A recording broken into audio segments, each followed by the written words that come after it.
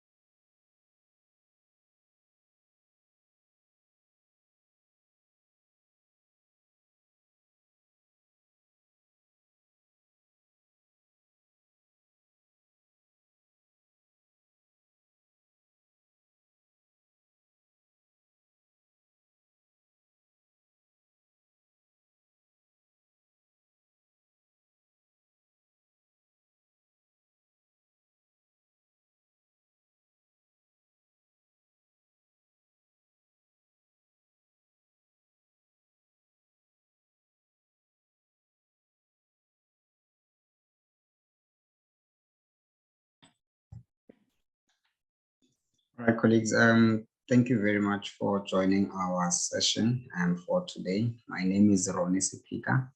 I'm the founder and CEO at the Construction Management Foundation. Today, I will be your moderator, sort of guiding the discussion that we'll be having today, which is largely focused on the role, the various types of career paths that are within the real estate sector, but also highlighting various areas such as, well, issues that do confound with the sector as a whole, looking at things like gender, looking at issues that affect youth, and also looking at the issue of race within the property sector as a whole. So today I am joined by three speakers. One is a student, and the student will provide, of course, us with some perspective with regards to what actually happens and how the whole process or how the career decision making sort of happens, and also just give us some insight in terms of the student experience itself. And we also have someone who is a lecturer, but also has experience both in public sector and also in private sector, and yet also still has some experience in academia. We also have someone who's more entrepreneurial, who has a bit of a background in entrepreneurship, and also has worked in various areas, both primarily in private sector, and who will be here with us. So colleagues, just to set the context, look, one of the things that, of course, that is well known about the construction and property sector as a whole, or the built environment rather, is that not a lot of young people actually do know about a number of career options that are actually available for youth within these sectors. One area, of course, there are various reasons why this is the case. There are also various strategies that are currently in place to try and address this. But the reality as things stand is that there's very few students or few learners in high school who actually know about careers that are in construction and real estate. They tend to come to university and only find out once they are within the system that, oh, okay, so this career option of mine can make me something called a quantity surveyor, or it can make me something called a property finance specialist, or I could be a property valuer or a property manager. So there's divergent, there's sort of like very divergent thinking within various stakeholders in terms of also what these roles should be, and also how these roles and their pathways should be achieved. So it's very important that as a sector, at some point, we get to a point whereby there is clarity around the different types of professions or of career choices, and pathways, more importantly, to them in terms of progression, and also in terms of how one enters a particular degree and also gets in and maybe gets an outcome as a valuer. And say, for example, if you also want to be in academia, there's also another pathway that would need to be discussed. So insofar as our sectors are concerned, property and construction, and it's very murky. If you look at other disciplines, or you look at medical doctors, for example, the situation is a bit different there, because everyone knows you just do a 6-year degree. After you do a 6-year degree, you go work as those first few years, then you probably would have to specialize at some point. So it's very clear. You look at chartered accountants, it's very straightforward. You look at lawyers, it's quite clear. Engineers as well have the same problem, but it's not as extreme as in our case, because people would do their degree. I do remember studying at Wits. I would study with people that you get to 4th year, you ask them what do they want to be.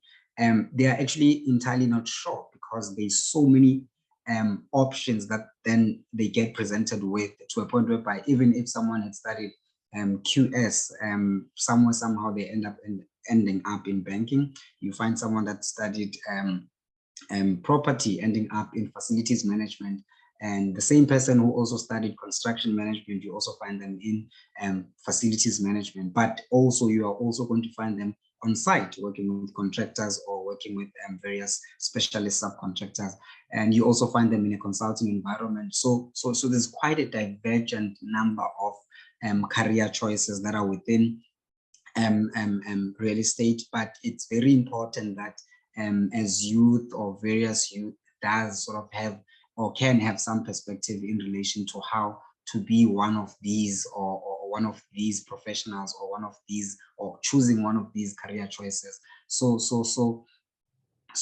what we will be doing today is essentially trying to gather an understanding and have sort of some concrete insights from our speakers today in relation to where they started and where they are and how they are moving, and perhaps also shared some. This will of course shed some insight to the audience who might want to sort of have or gather what should they do after university, and maybe which areas that might be more lucrative than the others, or where are the barriers as well, because it's not as easy once you choose a career choice. It tends not to be as straightforward as one would have anticipated at first. But some of the career choices also become very straightforward. For example, if it has to do with professional registration, you do your registration stuff, you get qualified as a professional QS or a professional or a certified property manager. Ultimately, at least you now know that I'm a certified this, then you can build on that basis. But others are quite tricky. You never really know how to navigate those kinds of spaces. So it is important that we have that conversation, get some insight from our speakers in relation to how those experiences have worked. As I did mention earlier, that we do have someone who has worked in the public sector. And that's quite important, because a lot of people or a lot of students, particularly at varsity, tend to know, yes, that there is work opportunities in government, but they tend not to know how the process works, how do you enter, what kinds of programs are probably available for you as a young professional. This is in different spheres of government, of course, because you do find that municipalities have different recruitment. They do have different recruitment strategies compared to national government. For example, you find that in national government, the process is a bit more formalized, but in a municipality, you probably have to drop off your CV directly to someone that works there, so they can be able to give you direct access to whatever program that will be there, even though by law there is a requirement that you need to, there must be a proper recruitment process and so forth. So the transparency in national government and the various lower types of government is different. And also you look at SOEs. In SOEs, you do find that there are various employers that employ quite a lot of the people that come from, I would say, within the built environment. You look at Eskom, you look at Transnet, you look at all the major SOEs do have huge property portfolios. They also have quite a sizable amount of infrastructure development work that they do. That, of course, makes use of some of the skills that some of the graduates that do various careers in construction and real estate have or possess. So it is quite important that all those kinds of discussions are had, so that at least there is some insight we're picking up there, and also well, whoever is trying to still decide on their careers or their career choice at this point are able to do so. So without wasting any further time, I will just reiterate that our speakers, of course, some of them have prepared presentations, and some might just be giving us some inputs in relation to their points. So you might not necessarily see presentations from everyone. Once again, this webinar series forms part of various webinars that were hosted by the Academy for Construction and Real Estate, together with SAIBPP Young Professionals and also Youth in Property Association. So it's a joint event whereby the essential idea is really to discuss various issues that do affect young people that are within the property sector and construction sector. So that's the broad scope around it. And I think today's one is actually one of our last. It's actually our last one. We had another one yesterday. We had another one on Monday. So these have been ongoing as a sort of way to celebrate Youth Month. There is Youth Month this month, and it is important that sometimes we use the month of June as an opportunity to try and ventilate some of the issues that are affecting young people within the construction and real estate sector. So without wasting any further time, I would like to introduce our first speaker. Our first speaker is Simamkele Nogemane. Simamkele Nogemane is currently the chairperson of the SAIBPP Wits student chapter. SAIBPP is, of course, this particular student chapter is based at Wits. It was actually one of the first ones to be established. And Simamkele is a student at Wits studying property studies. And he's also involved in various student leadership structures and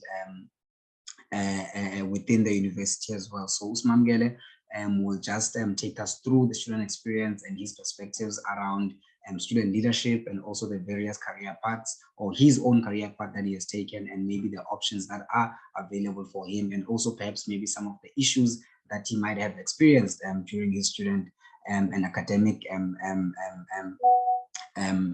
sort of academic life at the university. So, Simamkele, you can then proceed with your inputs in this regard. Thank you very much. All right. Greetings, Ronnie. I hope you can hear me properly now. And yes. Greetings to everyone that is joining us today in this important webinar. I think in your preamble, you've actually touched a lot of things that I thought I was actually going to talk about. But I do understand as a young person yourself, you most probably someone who relates to quite a lot of things that I'm going to try to talk about today. So as introduced, I am Simamkele Nogemane. I am a student currently at Wits University. I'm enrolled for my honors in property studies. I first enrolled in construction studies, specializing in real estate, which I recently graduated in order for me to qualify for the honors degree. But most importantly, in line with what we are talking about today, which I believe, in my view, I would have hoped it was a conversation that was more prevalent, within our circles, within our society, which is something that is really necessary within young people that are aiming to grow within the real estate space and find opportunities, because we are people that have actually went through a lot of difficulties, most of us, in getting to understand and even get to stumble upon the lucrative opportunities that lie within the real estate space, because there is quite limited career guidance that is being offered within, high schools, primary schools, around what are the things that one can actually pursue within the real estate industry as a whole. So how I actually got to be a student within real estate, it is one of the experiences which I would say, unfortunately for my journey, it was one of the most difficult experiences. But I would say later on, I've gotten to realize that I'm not the only person, and this is something that sparks, a necessary conversation within our society, and also to give proper career guidance. So I actually first came to the university to do a degree in mining engineering, and like anyone else who comes from a small town with good marks, the first things that within our society that you get boxed into, it is stuff like engineering, medicine, and it is mostly attached to the fact that your marks are good enough to qualify you to get into these opportunities, but seldom you get to hear about some of the other necessary opportunities that lie within the economies of our country. So as soon as I got here, I would say it was a bit of a blessing in disguise, because I got to experience quite a lot of difficulties academically and financially, but they pushed me towards the direction of actually exposing myself within the university society, to many other students that were enrolled in different programs, and getting to understand what is it that I unfortunately could not get before coming to university in terms of career guidance that I will learn within the university space to help me understand and shape the dream that I want to attain. So within trying to actually understand these opportunities and engaging with different people, that's when I got to understand there was something called property studies. So my place of birth, which is in Tata, we have one of the biggest property moguls that comes from there, Dr. Ngegulana. And as someone who grew up watching closely the type of business and the type of impact that he was bringing through real estate, I was really interested to now follow up this into this program called property studies, because I honestly did not know that someone could actually learn and study rather at university, be qualified for this. And maybe fast forwarding my story and now successfully enrolled within the university in the program, it was even much more touching for me to realize in one of our elite lectures that in a class, I think it was Dr. Mbofu that was conducting the lecture, he actually conducted a very speedy survey within class to check how many people were aware of the opportunities that they were actually going to gain through enrolling in property studies. And one of the most disappointing things that I realized that day, it was I was not the only person that struggled to actually get proper career guidance around the opportunities in property studies.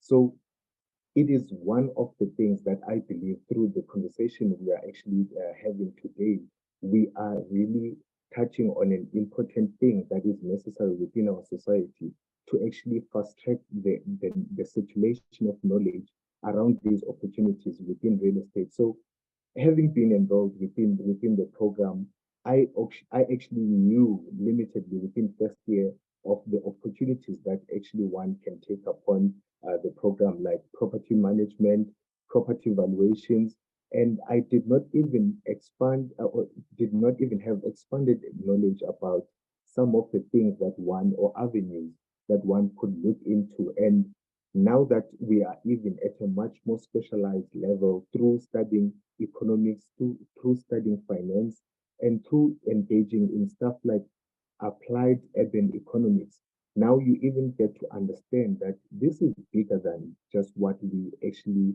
see and we limitedly know, particularly within the Black communities, because many of my former classmates and many of the people that I'm still in class with, we come from a background where, yes, we have probably the entrepreneurial interest within real estate. However, we do not have the proper understanding of the many opportunities career-wise that we could actually bring impact into. So being within such a space, I honestly would say one of the things that benefited me also the most in terms of now being furtherly exposed to these opportunities, it is also being a participant in the in the professional bodies rather that are existing within the fraternity, because as soon as I happen to be a member of SAIBPP, that's when I actually managed to engage with like-minded people, even now at a more interesting level, because these were people who were living this life professionally.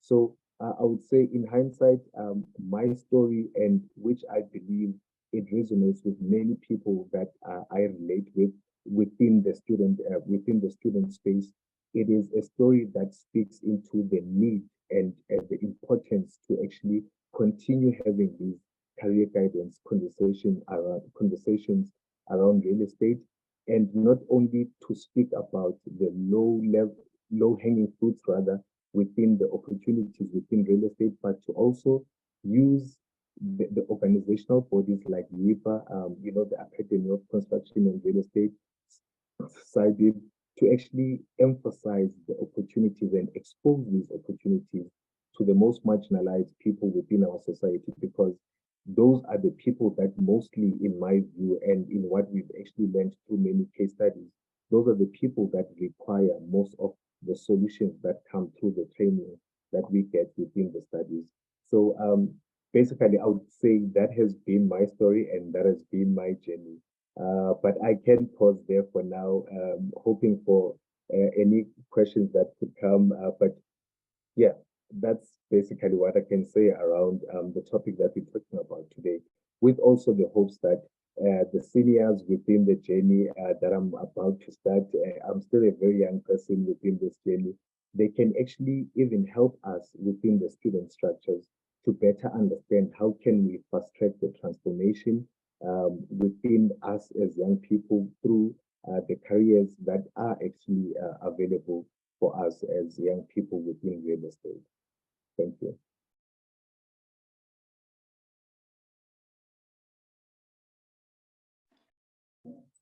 Thank you very much, Simamkele, much appreciated for that insightful engagement. What we will do is that once we get to the Q&A, then we will then allow for some questions to be taken, and then you can just maybe just take us through some of the things that maybe our audience might probably have or as questions as well. Moving on, I will then proceed to our next speaker. Our next speaker is Afezekile Moko. Afezekile Moko studied property studies at Wits.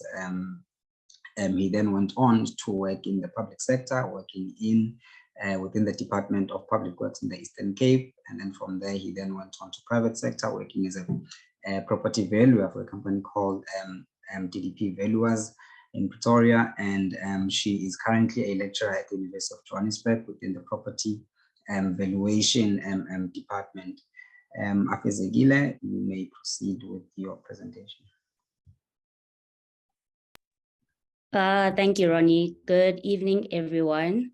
I do have a presentation that I would like to display. Just quickly share. Oh goodness, sorry.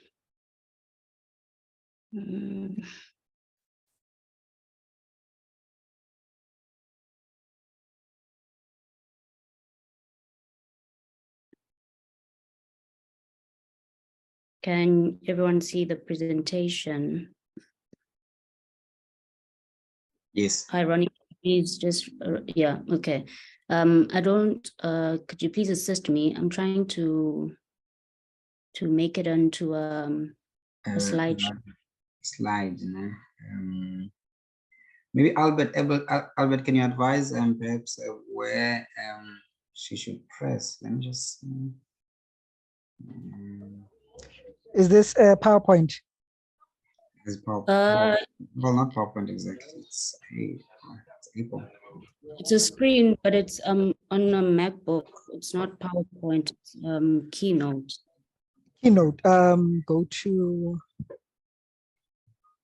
Let me see. Please remove the slide on the side where it says title slide. Pardon? You see the thing that says title slide on your right side?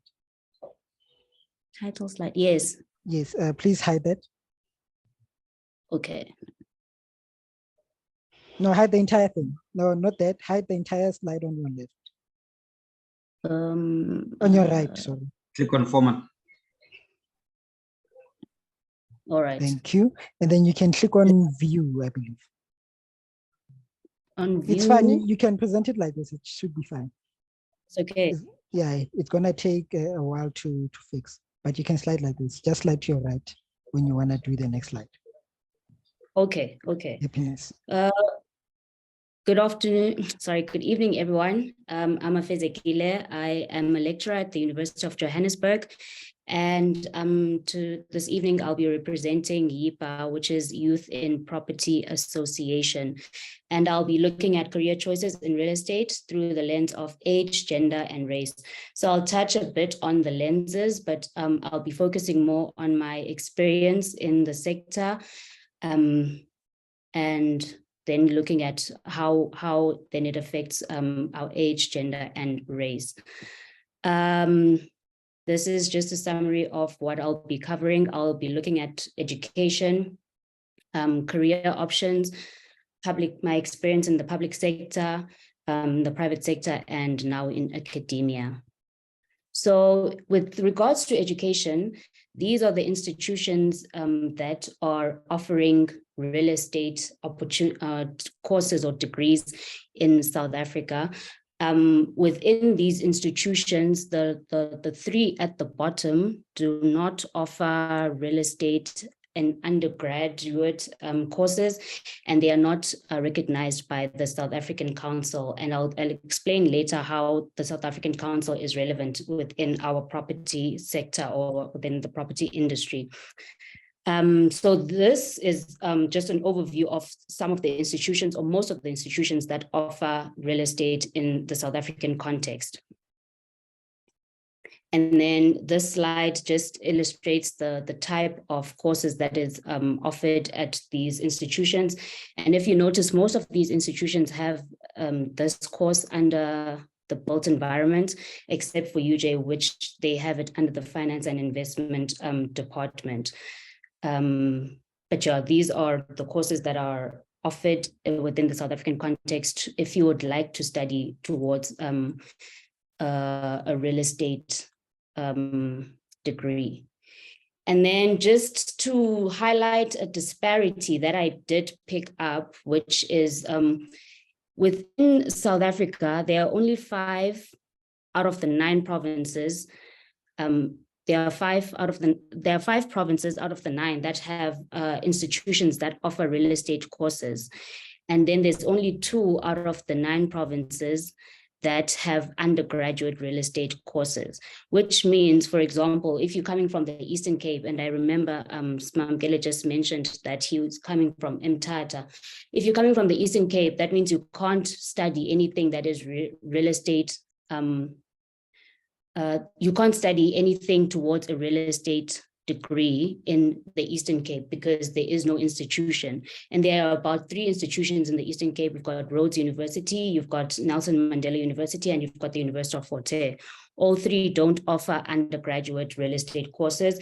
And there's only one, which is the Nelson Mandela University, which then offers a postgrad course in real estate. So that on its own is a disparity in that if you're coming from the Eastern Cape, you have to go out of the province in order to get education or to get to study towards a degree that is in real estate. So that is the disparity that I did pick up. And it's similar for the Northern Cape. It's similar for KZN. UKZN offers a postgraduate degree. It's similar, Limpopo and Mpumalanga don't have institutions that offer real estate.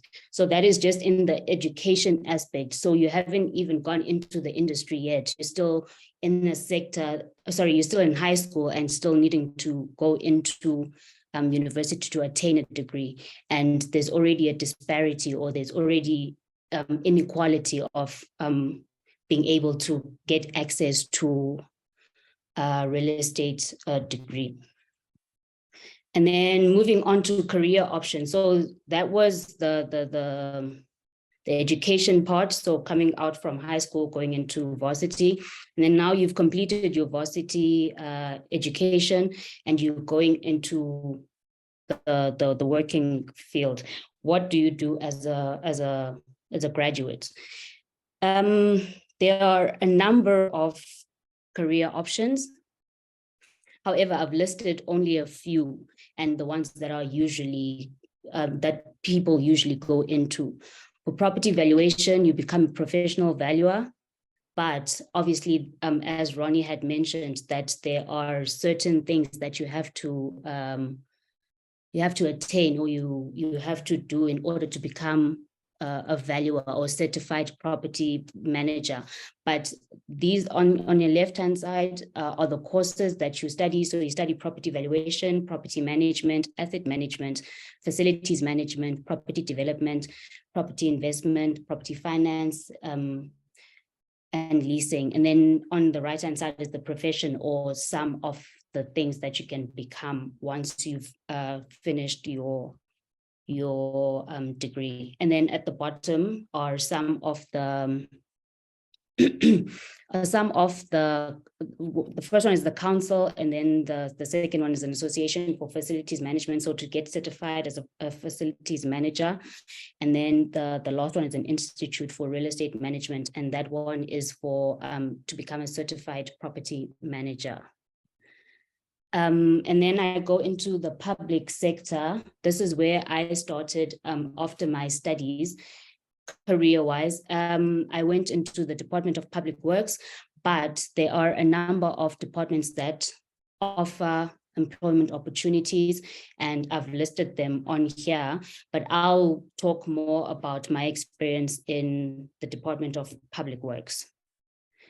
The Department of Public Works is a custodian of the government's immovable assets and a coordinator and provider of sustainable infrastructure resulting in socio-economic transformation and development. The second part or the latter of the statement is more on the political side, but mostly what the Department of Public Works does is it is a custodian of government's immovable assets. So they basically take care of the assets. Sorry, I'm out of breath. They take care of the assets, whether they are maintaining them or leasing them out or disposing them, but they are in control of the government's immovable assets. And then obviously their vision then is to be a leader in infrastructure delivery, coordination, and socio-economic investment. Within the public sector, there is a program that is the Candidate Development Program. This program is a professional program that has been structured by the government to allow professionals to get work opportunities in the government sector and to be able to become professionally registered. So in the public sector, you go in as a candidate valuer. Here, you don't need any experience. You only need a driver's license and obviously your degree, and then you need to be registered with your council as the candidate valuer. And then the program is about 3 to 4 years. And I know when you talk to students, mostly they always want to ask, so how much will I be getting paid? So how much will I be making? So how much? In the government and the public sector, it's approximately 370,000 per annum. That's you going in as a candidate. And then and then after the 3 to 4 years, obviously then you become translated to a professional, and sometimes they can retain you to be a professional valuer at the department depending on the needs that they have as a department, or you can then go on to perform valuations on your own. And then just quick facts that I do have about the department I was working in. This quick fact is from 2022. As of 2022, the number of candidates that the department had was 5, and they had 1 professional associated valuer, and they did not have any professional valuers. So there was no professional valuer without restrictions. So that just shows what the public sector, or in the Eastern Cape, what is happening within the public sector. And this is the provincial department, which illustrates how the need, or that there are job opportunities, or there are opportunities in the career of real estate, but you just need to know where to go and how to get about into these areas. But as you can see, there are no professional valuers, and there's 1 professional associated valuer and 5 candidates. So so that was my experience in the public sector. I entered as a candidate valuer, was there for a few years. I entered, as I mentioned, straight from varsity, and that was my experience in the public sector. And then the private sector, and then I went on to work in the private sector, as Ronnie has mentioned. And these are some of the companies that will give you opportunities to work for within the private sector. From property management to property funds to valuation,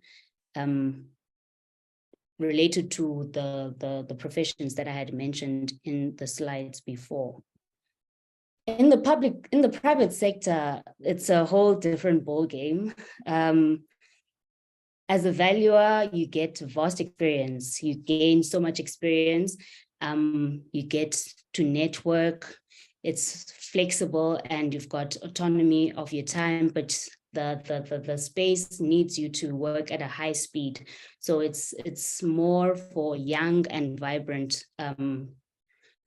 for young and vibrant professionals going into the industry, especially in the valuation sector, because you travel long distances, you conduct valuations, so you just need to be always on your feet, and they are always what do you call this?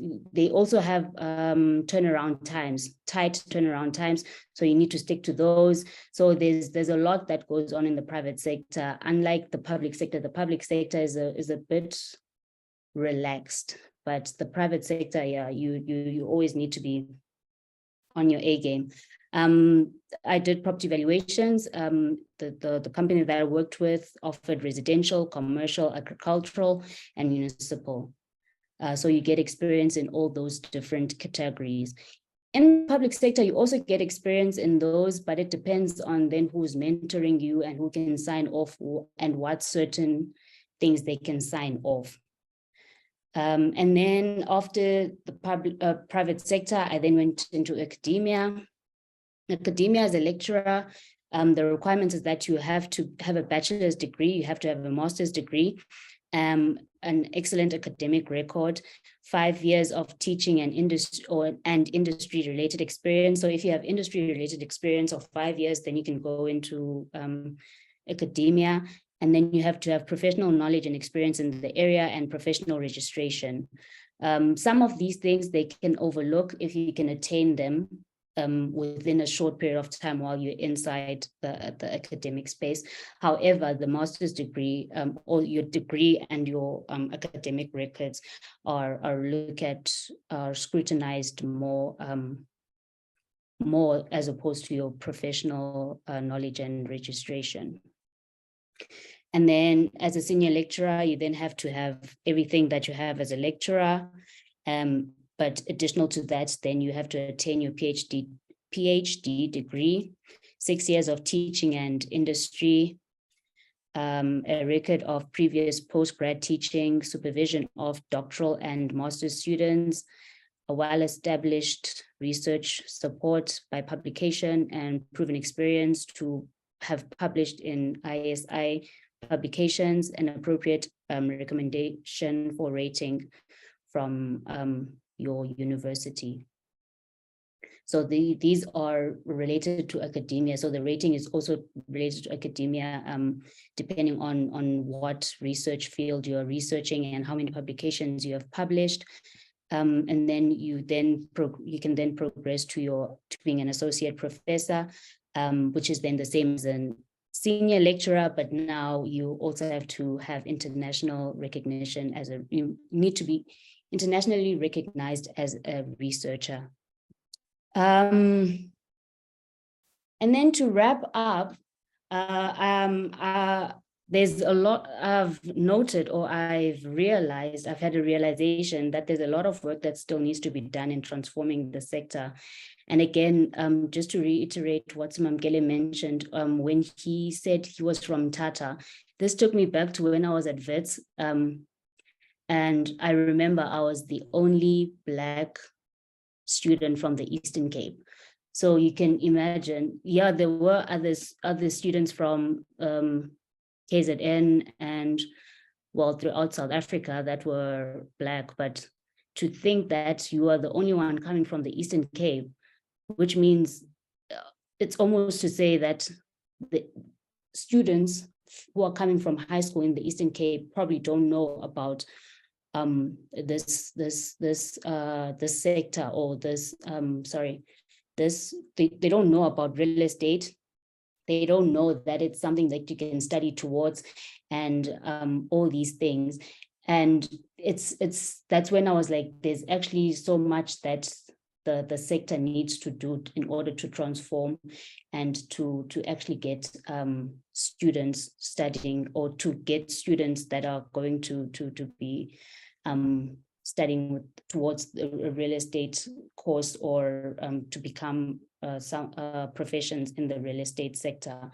And I was also reminded a few weeks ago, I went to a voluntary association conference, and at the conference, I noted that I was the only one that was younger than 30. And there were two of us who were Black women. And to me, that was a shock. It was a valuation space, and the valuation space is known to have older men that are Caucasian. So it is a sector, or it is a space that needs a lot of transformation. But to end it all off, to end my presentation off, is to say to young Black women, the world is your oyster. There are so many opportunities in real estate. However, you just need to be able to penetrate that. Yeah. So I think I'll be able to take questions, I guess, when the Q&A session starts. However, that has been my experience from the public sector to the private sector, and now in academia. There are so many opportunities in real estate, but sometimes it might be difficult to penetrate. But when you do penetrate, then the world is your oyster. Thank you. Thank you very much, Afezekile, for that comprehensive presentation around this subject, and also for sharing your own personal journey, particularly highlighting the differences between public sector and private sector, and also academia. I think you did highlight quite a number of things that perhaps we will have a discussion with in the Q&A. Colleague, my next speaker is Ayanda Magqaza. Ayanda is currently in the chairperson of the SAIBPP. SAIBPP is the South African Institute for Black Property Practitioners Women's Forum. They have a women's forum. And also she is the managing director of a company called Task Smiths. And she studied at Wits. She did property studies, and she also holds an MCom in property in development finance from the University of Cape Town. She started her career at Basil Reed at the time, and she was working with the development manager and property aspects there, and has been in project management, has played quite a huge role within that, in the development of Cosmos City. I think most of you guys do know about it's a very huge human settlement project that was in Johannesburg. So Ayanda will then just take us through her career, and also just highlight a couple of things that she finds as important for young people considering careers in real estate, and also, of course, tell us some of the key challenges perhaps that she also went through. So let's just thank Ayanda, and you can proceed with your presentation. All right. Good evening, everyone, and thank you, Ronnie, for that introduction. My name is Ayanda Magqaza. As mentioned, I am a professional development manager, but today I am speaking in my role and capacity as chairperson of the SAIBPP Women's Forum. I am honored to be speaking today on the subject of careers in real estate through the lens of gender, race, and age. Being the chairperson of the Women's Forum, you will find my presentation has a slight bias towards the gender part of the conversation, but I've tried to keep the presentation an overall encompassing idea. And I think you'll find as we discuss and maybe talk through the questions at the end of the session that in our sector, gender, race, and age are quite intertwined as subjects that, talk to career and advancement in the real estate sector. So I have prepared a slideshow, which I would like to put up and share. And the format of it is, I want to first talk a little bit about the Women's Forum. So what the Women's Forum is about and what the objectives therefore are. Then I want to go into why women. Why is it important to highlight and create platforms for women? And I know, when you hear why women or women empowerment, it kind of feels like a conversation that is reserved for just women to talk about to each other. But I think today, or generally, there is a lot of room in this conversation for both men and women to have a discussion, or also lots of learnings, because some of the information that comes out of the conversations are maybe about how men can start to change or create the pivot in how things work. So I would like to go into that subject of why women.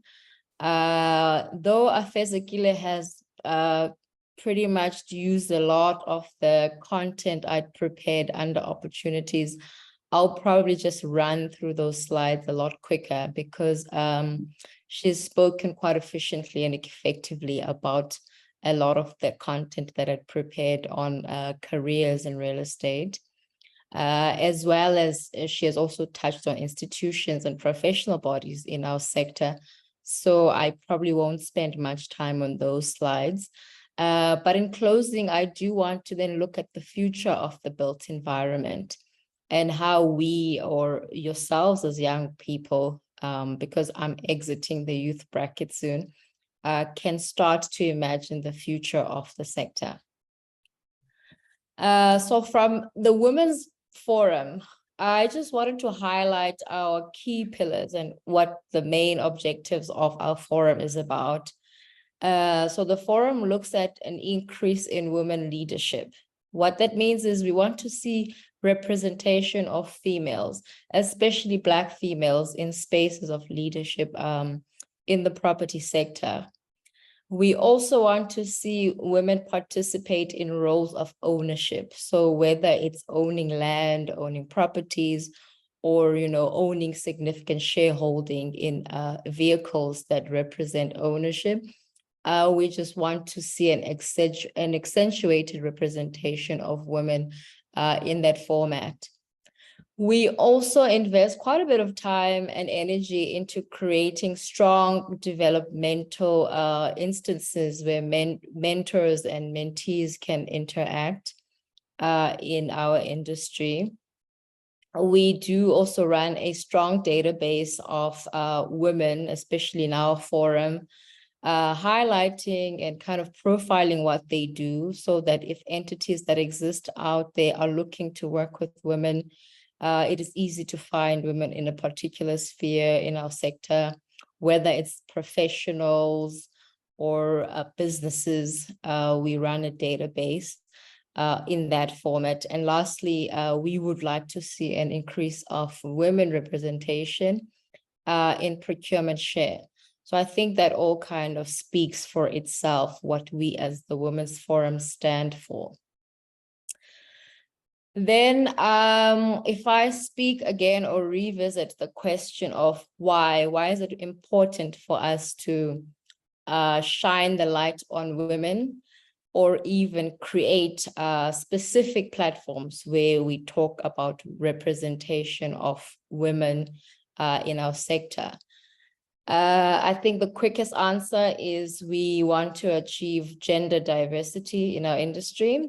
And we also want to promote equal opportunity in the workspace. So in highlighting those two points, I just pulled a few stats. I mean, there's a lot of data that exists to support, need for gender diversity and equality in our industry. But this is one of the more recent reports, which looks at, it's a gender series that looks at women empowerment in South Africa. And I thought these two coming slides kind of speak to the point of how gender disparities still exist in our country, in our economy, and then also in our sector.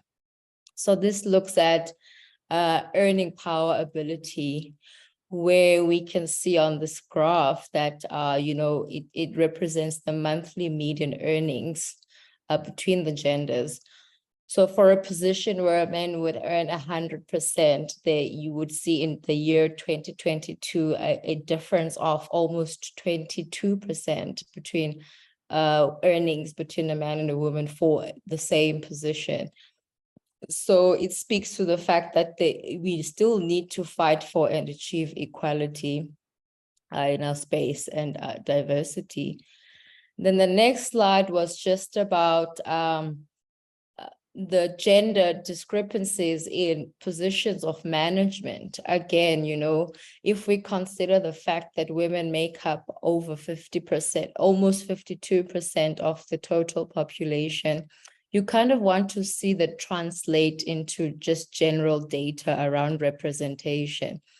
And so these numbers are specific to public sector. And I mean, if you look at private sector, the picture is even worse. If you look at the fact that, there is an overall representation of women in listed REITs was calculated at 3%. So I would posit that the public sector is even making better strides than the private sector in the question of representation. But generally, so I think these are but 2 slides that talk about aspects of diversity and inclusion. And what they point to is an obvious need for, better platforms for women representation. And once again, I think these conversations are not really about saying women deserve it more than men or anything. It's a conversation that is neutralized. That's to say, well, this is what the picture looks like. There is a role for, women to do something, and there's also space for men to do something. But ultimately, the vision and the goal must be that of equal representation. Then I want to move on to opportunities for careers in the built environment. So I find this picture is quite a good depiction of what the sector or the opportunities that are held in the built environment space. And it starts in this built environment cycle from land, needing land to start any type of property in that endeavor. And then planning and finance. Again, you need to put some thought and conceptualization into what you want to do with the land. And once you've done that, you need to amass the financial resources to realize what you're trying to achieve. Then design speaks to the technical part now, where the architects and the engineers participate. Then construction speaks to the actual physical work done on the ground to put the building up or the structure. Management and use speaks largely to facilities management. So now you have bought the land, you've put a plan together, the bank has given you the money, the architects and the engineers have given you the drawings, the contractor has built the building, it's standing. Who makes sure that, the lights are on in the morning, they're off in the evening, the water is running, the toilets are working properly, the security at the gate, there's cleaning staff, etc. So that's what management and use speaks to. And then the final phase is demolition and redevelopment. So that's repurposing now the initial purpose that you had for the building. So let's say you bought a single-story building and you now realize, actually, I could go 3 more stories and put more rental units and make more money out of it. So those are all instances in the built environment cycle that invite an opportunity for a career for a person that is interested in our sector. Then I started with the planning, land planning and design aspects of it. I know Afezekile has touched on these quite a lot, so I will probably just run through them with the expectation that you now have a sense of what it all refers to. But this aspect of land planning and design would be what encompasses the professionals in this space. So property valuers, town planners, engineers, quantity surveyors, etc. And those are the people that are going to be technically inclined. And then we've also heard a little bit about what a property valuer does. Town planner also, you know, kind of looks into the land uses. Can you put a building here that is for manufacturing cars? Where is the right space for that? You want to invest in a ShopRite. Where on like the available pieces of land can you do that? So the town planner kind of does that land use formation. Environmentalists quite naturally speak to the environment, ways of protecting the environment from the buildings or the developments that do occur. Architect, I think this picture speaks to what the architect does quite easily. This was more a representation of what a quantity surveyor does.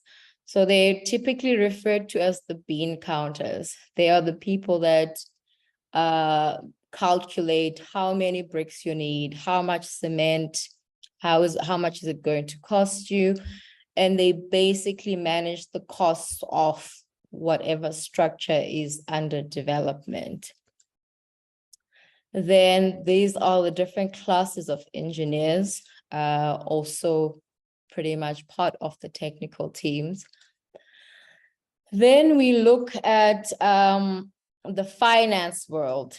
Now, what do you, once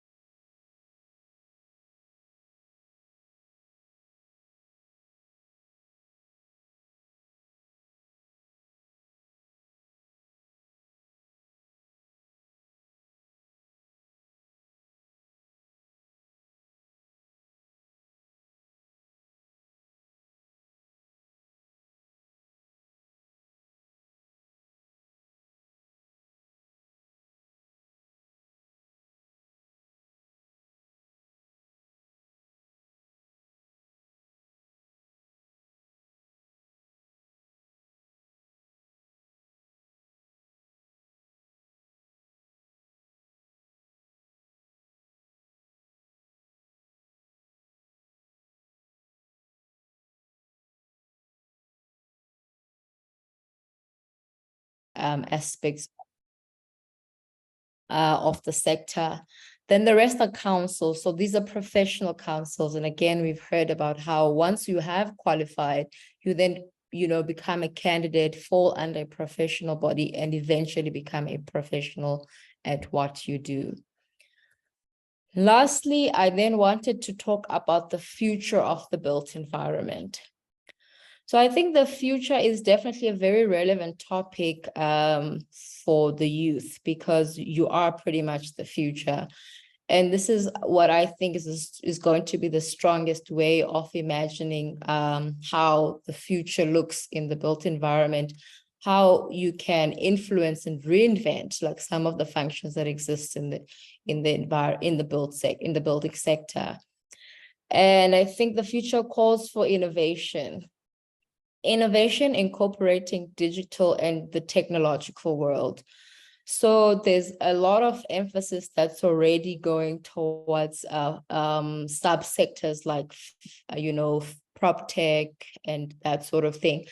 But I think it points to a change and a wave in our industry that the next leg of career is going to be innovative and digitally inclined. It's also going to be something that considers the environment and social considerations quite strongly. So how you impact and protect the environment, or how you impact and protect social circumstances around you. We already see a lot coming up again, interventions in the social spaces, whether it's healthcare, social housing, and that sort of thing. So definitely, I think the future is migrating towards, the ESG and sustainability kind of conversation. And lastly, if we think about what impact COVID had, it points to the fact that the next level of design has to be smart design that again accommodates like smart thinking around health and wellness in the usage of our spaces. So in closing, I think the youth is the new career. We are going to redefine and help reimagine how the sector should look and feel in the future. And I suppose we should be bold about new ideas that we hold. And we should dare to insist, dare to get into spaces and say, actually, I have a new idea about doing this. And that's how we are going to create space for a sustainable future. Thank you. So I'd like to end there, and I will open up for questions jointly when Ronnie invites the session. Right. Thank you very much for that, Ayanda. Quite comprehensive, and thank you for sharing some of that research as well in relation to the current trends insofar as the issue of gender diversity is concerned. Colleagues, we will now move into the Q&A. I will take questions. Please just raise your hand so I note you, and once I note you, then you can proceed with your question. Are there any questions?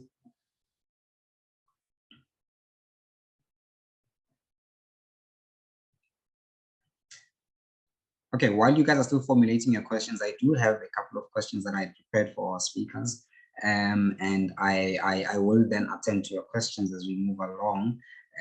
If you do have questions, then just raise your hand so I'll note you. But in the meantime, I'll just move ahead and just want to get a perspective from our speakers in relation to one of the areas that was supposed to be discussed, which is the issue of racial transformation within the sector.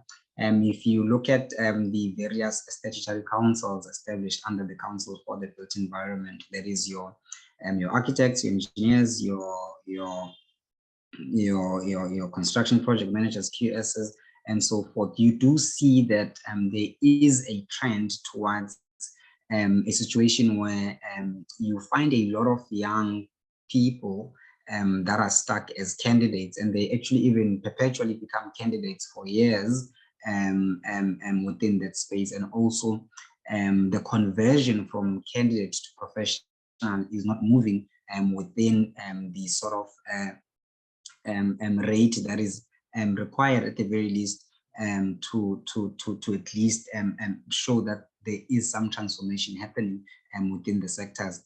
And also most of you might be aware there's also an employment equity bill that's also currently signed into law, actually, where the Minister of Labour will now be able to set numerical targets that different sectors within the economy need to achieve in relation to their employment equity sort of targets. That then essentially means that those targets will be able to dictate that within a particular sector, certain types of companies need to have so many number of Black people within various ranks. So there will be at junior management, middle management, and senior management. So those numerical targets are currently, there's quite a lot of contention around them at the moment. And it seems also those numerical targets are particularly when you look at how the structure of the construction sector, real estate, and also the various professions that are within there. It seems that there is a huge question mark around those sectors, particularly the ones that are led by professionals. There's a question that it might be very difficult for those companies within those sectors to achieve those targets, primarily because if you're running a property valuation firm, you ideally need to be a property valuer. So it would be quite difficult for them to justify someone being a candidate and yet being in senior management. And those are some of the points that are just coming from some of the media articles we've been reading over the days. I just want to understand on your side, perhaps maybe starting with you, Ayanda, and also maybe you can also bring some, just give us some inputs in relation to that. And also Afezekile, you can also just maybe chip in here and just tell me what is it that you think on your end. Simamkele, you can just also give us your views in relation to this as well. So Ayanda, over to you. All right, thank you, Ronnie. So I think what I'm gathering from your question is how to address the question of racial representation. And I would say what comes top of mind to me is an existing industry body that I don't know if you know or are familiar with, the property sector charter council, but Yes. it's one of, yeah. So that's the council that basically looks at the question of transformation in property. And I know, I mean, there's also the construction charter, which they both look at what are the numbers of representation and what should the targets be. And they also are the regulating and reporting body that then would look at companies and organizations that participate in the sector and look at their performance in terms of transformation. And their targets are pretty specific in terms of what should the landscape look like. And every year you get a report that kind of gives you the status of where transformation is in our sector. So I think that's a good tool. It's one of the ways in which, public and private sector can jointly look into the question of transformation. And what's, I think, strong and interesting about it is that you also have an annual report that gives you those numbers. I know Sanlam also runs a similar reporting structure where they look at different sectors and what the representation and performance is from a racial and gender perspective. So I think there's quite a lot of information that informs what progress we are making. And perhaps the next layer to that is how much more still needs to be done and how we can achieve that more that we want to do. Thanks. Thank you for that. Afezekile, on your side, any inputs with regards to that? On my side, just to add on, I think also the responsibility lies within with the academia space, because we're the ones that are producing candidates and all these students. But however, it then becomes difficult for them to get professionals as mentors, as you've mentioned. So I think it's transformation requires then us as young professionals that have already gone through the candidacy program to take on not one, not two, but as many as we can to mentor so that they are able to get through and become professionals. And I think it just also requires then assistance from council, where then we have people that are for transformation on the council side to be able to I don't want to say relax or bend the rules, but to be able to accommodate the transformation. So yeah, I think from my side that's what that's my view on how we can look at the transformation and getting more of young Black Yes. candidates. Okay.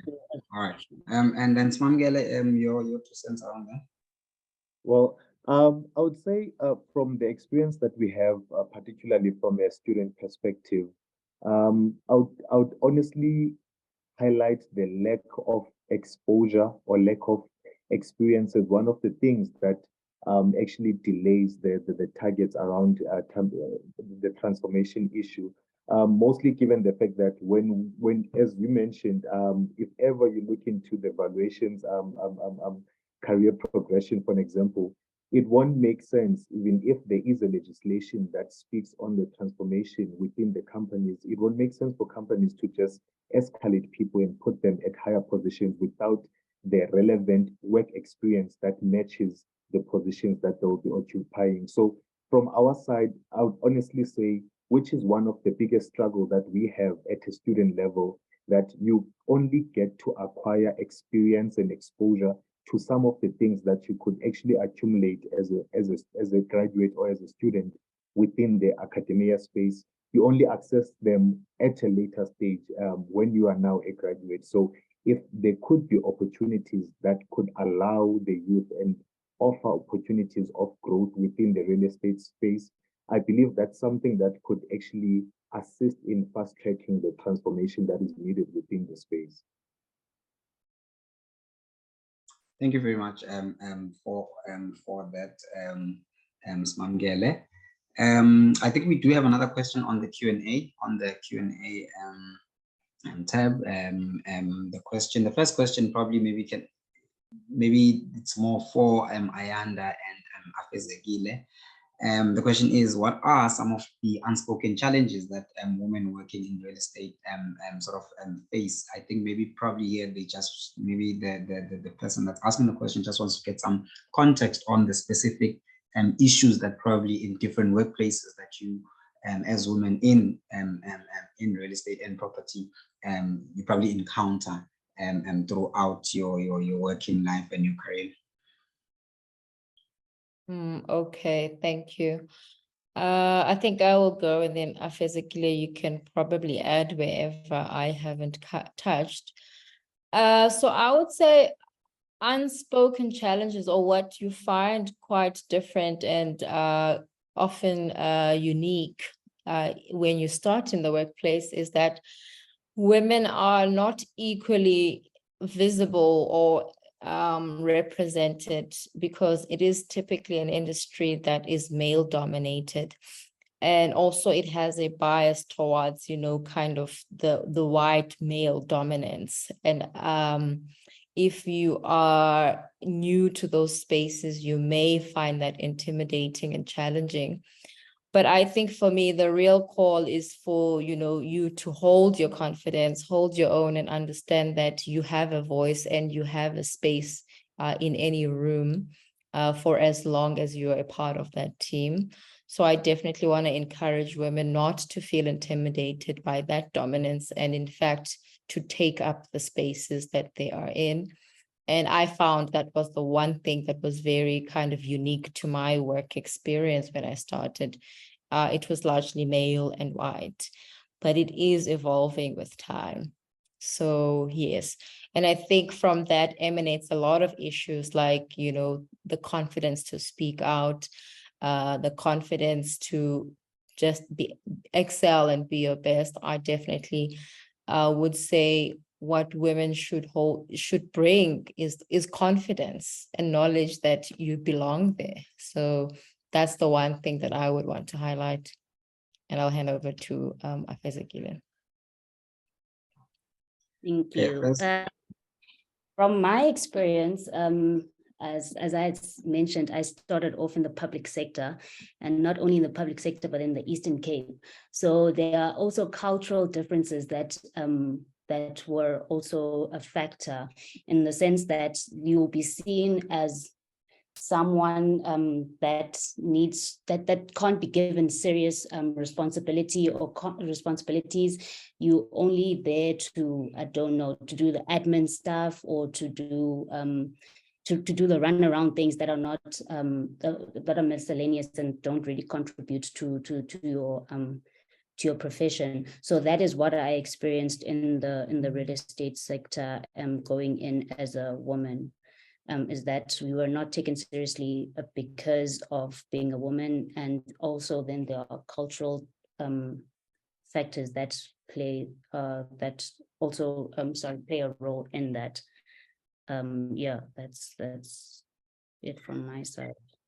Okay, And then, okay, thank you for that, colleagues. Then there's a question, it's from Anonymous. Question is unrelated to gender, and also given the slow down in construction and development, as a result of the increases in costs of finance and also construction costs from a material point of view. The question is what would you advise young people that are going into the sector, given the inherent certainty that comes with the fact that probably maybe just put some context that developments are not moving as fast as they should be. The infrastructure pipeline, insofar as maybe large government infrastructure projects are concerned, are not moving as fast. How perhaps would you convince how would you convince a young person that should come into this sector, given the uncertainty along the lines of the amount of work that's coming in for the different types of entities, companies, and also smaller businesses that are within the sector. So just maybe a 2 cents from you, Ayanda, and Afez, maybe as well, Simamkele, you can also just give us some 2 cents from a student perspective. Okay, thanks, Ronnie. I think, I mean, generally, we are experiencing quite a slowdown in our economy. So those things do translate and maybe give off the message that there are no viable opportunities in this space. But we are definitely quite a key part of the economy and quite a key part of development, you know. This is how nations are sent from third world to first worlds: quality infrastructure, quality buildings, quality provisions for business conduct. So all of that starts at infrastructure level, and we are the drivers of infrastructure. So we definitely hold a key role in how the economy is going to unfold and grow. And I'd say there's certainly a lot of room for young people to come into the space. And perhaps then the next layer to that conversation is, again, the question of innovation and reimagining the role of, because you know, application of technologies and more efficient ways of delivering, because I suppose the issue is constraints around financial resources. But how do you rethink? How do you do things differently? How do you create better efficiencies? That's probably where the question is. And I'd leave it at that. Thanks. Okay, no, thank you very much. Afezekile, any points out? Okay, Ayanda covered most of it, and I was gonna basically emphasize on the innovation, that just because something there's a problem with something, that doesn't mean you can't go into it. You have to then find the solution to it, or then come up with ways of how we can recover quicker from as a sector from the past, what has happened in the sector with regards to the global pandemic. But yeah, so from my side, it's more of focusing on innovative ways to solve this, rather than saying I can't go into the sector because there's an issue, or I might not be able to make it. So yeah, that's my view on it. Okay, no, thanks. Thanks for that. I hope that answers the question. Simamkele, some points on your side. Well, I think the two speakers have highlighted the most important things, but maybe to even try to give an example of some of the prevalent problems that we still have within the real estate revenue chain. I mean, the issue of real estate financing, from our perspective right now, though development is currently on pause due to the mentioned economic problems, but there are other case studies that still require participation of young people within the real estate, and it is actually, and it still remains a lucrative industry to actually participate in. Okay, no, thank you very much. Thank you for that. I'll just take the last question now from the last question from the Q&A. The question is, are there enough support structures for graduates and young professionals to grow within the sector? I think that's I think that was also covered within the presentations, but maybe just some input from everyone. Maybe starting with you, Simamkele, this time around, and then Afez, and then Ayanda. Well, currently, I think from my side, I will make mention of the current existing industry bodies, your Academy of Real Estate, Construction and Real Estate, rather, SAIBPP, WPN, YIPA. I think those are the current existing strong drivers of support and influence within the real estate industry currently, because if we are to look into some of the assistance that we are getting, particularly as students, it's assistance that comes through these organizations. I mean, it is, as mentioned, it is one of the most difficult things to for most remotely located young people to gain access to professionals within the industry and to actually learn from them. So through the engagements that are being cultivated by these industry bodies, that's the support that we are able to receive. Is there room to improve? Yes, there is, of course. However, we can't diminish the fact that there is honestly existing support that we see impacting students positively. And there are things that we can definitely improve within how we definitely mold and nurture the growth of graduates within the real estate fraternity. Okay, no, thank you for that. Afezekile. Yes, the support structures, as Simamkele has mentioned, are there, and there are voluntary associations. But just to add on to the ones that he mentioned, I know for valuers, the one of the strong ones is also the South African Institute of Valuers, SAIV. They have mentorship for students that are still in varsity to help them and to support them even before they graduate, so that by the time they graduate, they are able to register as candidates.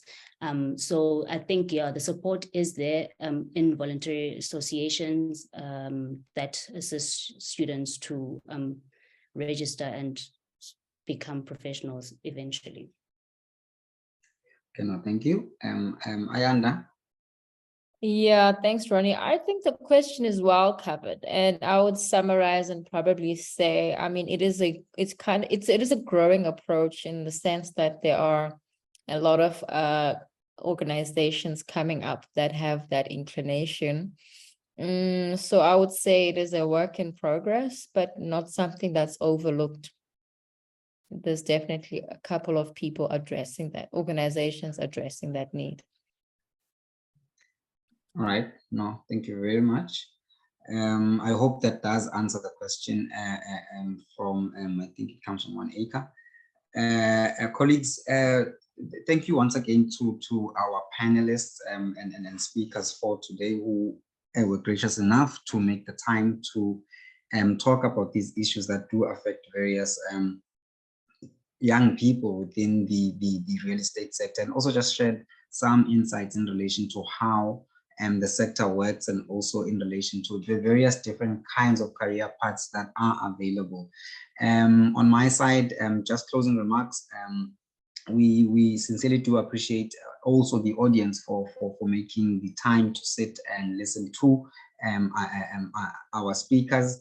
And furthermore, from ACA and YIPA and also SAIBPP, I would like to thank the organizations for making this possible by collaborating and also making efforts to secure very good speakers for all the webinar series and also the Youth Entrepreneurship Network event that also took place over the last weekend, celebrating Youth Month, of course. So colleagues, I will then give an opportunity to Matito Teti, who is from the Academy of Construction and Real Estate, to just give us some closing remarks in relation to this webinar. Mati, you can proceed or the representative of ACA that is here can proceed and just give us those closing remarks.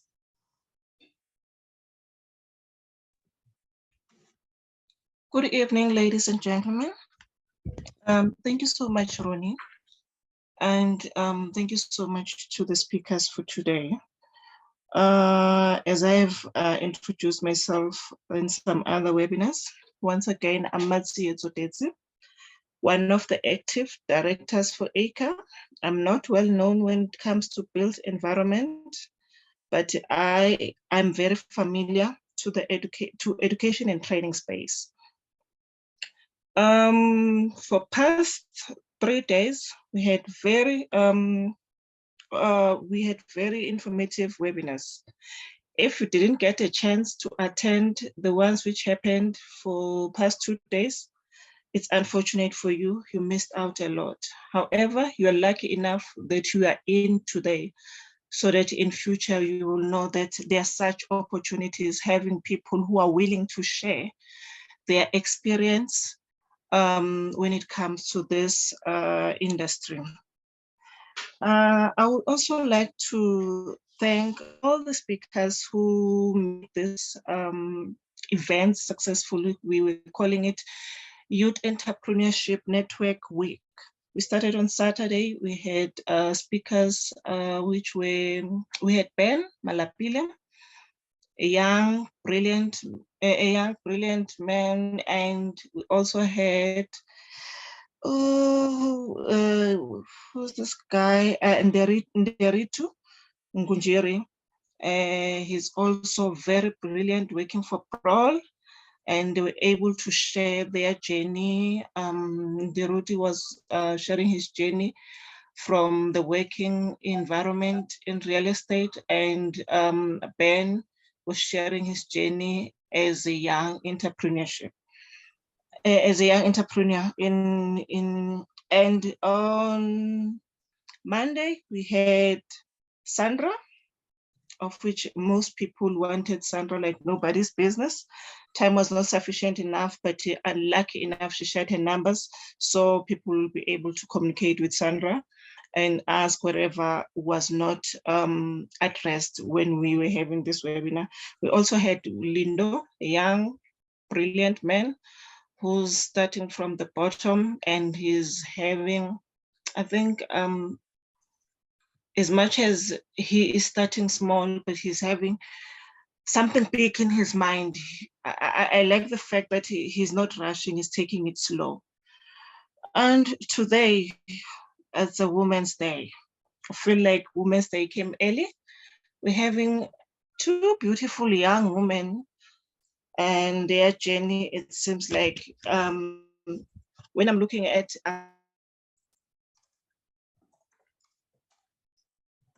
Afezekile and what he has presented, so you can see people out there doing it, and it's motivating, especially if you're here as a young person who's still studying at the university. So you can say it's doable, as much as they're still mentioning some challenges, but them being there, it shows that you can still do it. As we are closing the youth week, it doesn't mean that this is the end of the journey of us trying to introduce this industry, but we are still having so many things to do. We will still continue providing you with webinars, events, career guidance, and training courses to make sure that the industry is out and well known. Please note that we are having our monthly webinar series, which is going to take place tomorrow, same time, 5 to 6:30. And we are also having upcoming trainings which are taking place every month. For you to be aware of all these things, you'll have to visit our website, follow us on our social media. We are on Twitter. Our Twitter handle is @1acre__. And you can follow us on our Instagram as well as 1acre. Follow us on Facebook, 1acre. And I think I'm having my colleagues here. I don't know whether they're still here. We had Mashilo Picheng, who's one of our directors, and there was Ali, who was assisting as a support structure. With that, I would like to say thank you so much to all the people who attended this. Go out and spread the word. People must follow us on our account so that they don't miss out in such opportunities. Thank you so much. Thank you. Thank you, everyone. We will then meet again in other engagement. Thank you very much. All right. Cheers, everyone. Bye.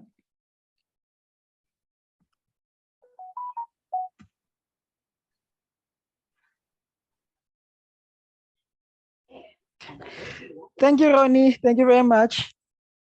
Thanks, Matthew.